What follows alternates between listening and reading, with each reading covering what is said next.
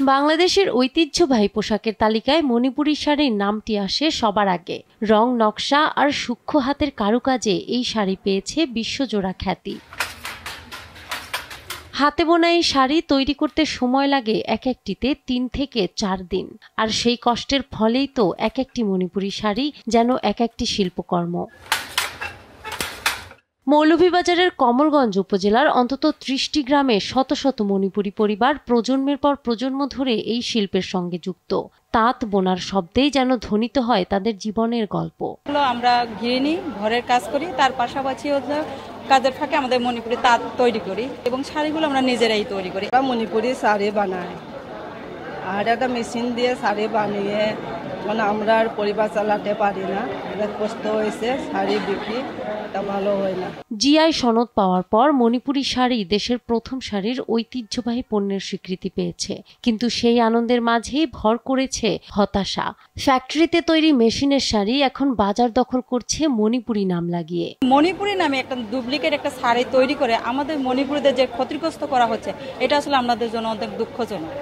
আমাদের তো ব্যবসায়তে ক্ষতিগ্রস্ত হচ্ছে, আমরা তো বাজারজাতকরণে আমাদের অসুবিধা হয়, তাদের তো কম দামে ওরা বিক্রি করে দেয়। ক্রেতারা নকল চিনতে না পারায় আসল পণ্যের মূল্য হারাচ্ছে, আর হুমকির মুখে পড়ছে মণিপুরী সংস্কৃতি ও অর্থনীতি। প্রাচীন এই তাঁত শিল্প এখন টিকে থাকার লড়াই করছে সময়ের সঙ্গে।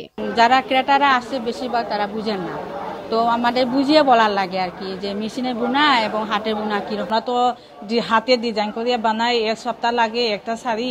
ঘন্টায় 1 থেকে 2টা শাড়ি বানাইতে পারে, আর কিন্তু আমরা ঘন্টায় বানাই না। আর আমরা 2টা শাড়ি বানাইতে আনুমানিক আমাদের 5-6 দিন লাগে যায়। মণিপুরী সমাজের নেতারা বলছেন, নকল উৎপাদন বন্ধে আইন প্রয়োগ ও আসল হস্তচালিত শাড়ির জন্য আলাদা ট্রেডমার্ক চালু করা জরুরি। সরকারি সহায়তা, প্রশিক্ষণ ও অনলাইন বাজারজাতকরণ বাড়ালে আবারও প্রাণ ফিরে পেতে পারে এই শিল্প। জিআই পণ্য হিসাবে বাংলাদেশ সরকার কর্তৃক স্বীকৃত এই পণ্যটি বিভিন্ন জায়গায় প্রতিষ্ঠান করে হুবহুব কপি করে জাল টাকার মতো পণ্য তৈরি হচ্ছে, সেটা আইনিভাবে ব্যবস্থা করে বন্ধ করা হোক। কারণ এই ৩০-৩৫ হাজার তাঁতিরা তাদের অধিকার থেকে, সুরক্ষার থেকে বঞ্চিত হচ্ছে। আমাদের মণিপুরি শাড়ি, আমাদের মণিপুরীদের ঐতিহ্য ২০০ বছর আগের ঐতিহ্য। এটার এখন বিকৃত করে রৌমারি এবং উইভিং ফ্যাক্টরি নামে ফ্যাক্টরিতে বনাইয়া মণিপুরীর নাম বিক্রি করিয়া বেচতেছে। কারণ এটাতে গ্রাহকরা প্রতারক হচ্ছে, আমাদের মান কমতেছে। অগণিত তাঁতির পরিশ্রমে টিকে আছে এক জীবন্ত ঐতিহ্য।